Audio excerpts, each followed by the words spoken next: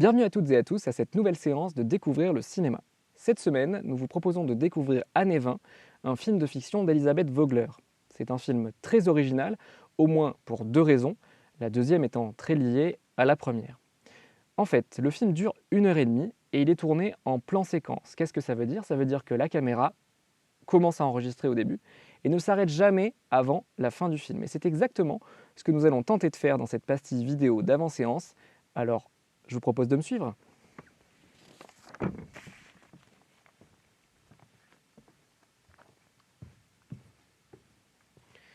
L'idée de faire un film en plan séquence, c'est un collectif de personnes qu'il a eu pendant le premier confinement. Vous devez vous en souvenir, c'était au printemps 2020 et qu'il a ensuite mis en œuvre très vite en juin de la même année. Pour vraiment remettre les choses en contexte, le film a été écrit avant le Covid. Et c'est vraiment la pandémie qui lui a donné son cadre technique. Dès le déconfinement, en mai 2020, les 24 comédiennes et comédiens, accompagnés des 16 techniciennes et techniciens, ont répété pendant un mois et ont ensuite tourné le film en une seule fois, puisque c'est le principe même d'un film en plan séquence. Alors, dans l'histoire du cinéma, ça a déjà été fait. Des dizaines de films ont été tournés en un seul plan séquence. Je vais vous en citer 3. Le premier, et peut-être le plus ancien, c'est un film d'Alfred Hitchcock qui s'appelle La Corde, qui date de 1948. Plus proche de nous, il y a aussi Birdman d'Alejandro Inarritu, sorti en 2014, ou encore 1917 de Sam Mendes, sorti en 2020.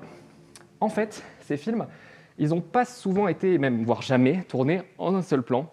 C'est une accumulation d'une dizaine ou d'une quinzaine de véritables plans séquences. La petite astuce, comment on fait pour faire croire aux gens, au public, que le film, la caméra ne s'arrête pas? On utilise une petite astuce que vous allez très vite comprendre. Par exemple, la caméra se met derrière une porte. Ou alors, la caméra est dans un couloir sombre, pas comme ici. Et donc, ça induit un noir dans l'écran, ce qui fait qu'on peut coller les deux plans, ni vu, ni connu. La deuxième raison qui rend ce film assez original, c'est la notion qui est induite par le plan séquence, c'est la notion de temps réel. Alors, il y a encore une fois plein de films qui ont utilisé ce principe, je vous en citerai que deux. Le premier, c'est 12 hommes en colère de Sidney Lumet, un film qui est sorti en 1957. En plus d'ailleurs d'être un film en temps réel, c'est un film en huis clos. Huis clos, ça veut dire que ça se déroule dans une seule et même pièce. Le huis clos, c'est exactement le principe des pastilles d'avant-séance en général. Un autre film en temps réel que j'avais envie de vous citer, c'est Cléo de 5 à 7 d'Agnès Varda, un film qui est sorti en 1962 et qui d'ailleurs m'a vraiment fait penser à Années 20, ou plutôt Années 20 m'a fait penser à Cléo de 5 à 7. Pourquoi? Parce que c'est l'histoire, alors pas de 24 personnages dans Cléo de 5 à 7, mais d'un seul personnage, mais qui va vraiment se promener dans Paris pendant 1 heure et demie. En plus de sa technique, le film il est aussi original grâce à son sujet. C'est-à-dire que nous sommes plongés dans la vie de 24 jeunes gens par groupe de 2 ou 3. Et on va écouter une partie de leur conversation. En ça, Années 20 s'inspire directement d'un film qui s'appelle Slacker, sorti en 1991, qui a été réalisé par Richard Linklater. Alors c'est un nom qui vous dit peut-être quelque chose. Il avait réalisé notamment le film Boyhood. Années 20, il m'a fait penser personnellement aussi à un autre film bien plus récent, que l'on a d'ailleurs programmé dans Découvrir le cinéma en septembre. C'était un des premiers films de Découvrir le cinéma qui s'appelle Summertime de Carlos Lopez Estrada. C'est un film qui suit des personnages à Los Angeles et que je vous conseille vraiment de voir. Un dernier mot avant de vous laisser voir le film sur sa réalisatrice, Elisabeth Vogler. J'ai cité son nom au début. Elle avait déjà signé un précédent film de fiction, Paris est à nous, qui est donc une autre fiction tournée à Paris entre 2014 et 2019.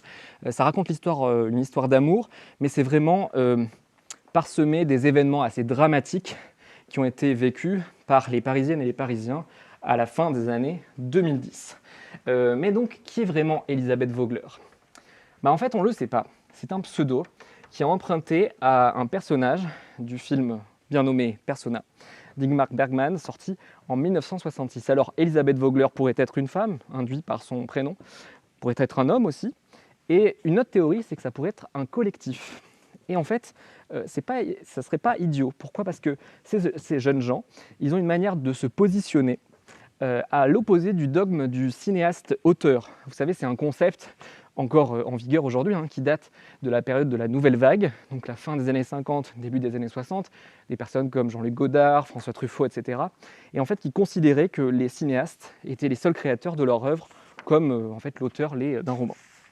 Si le film vous plaît, je vous invite aussi à découvrir la web-série Années 20.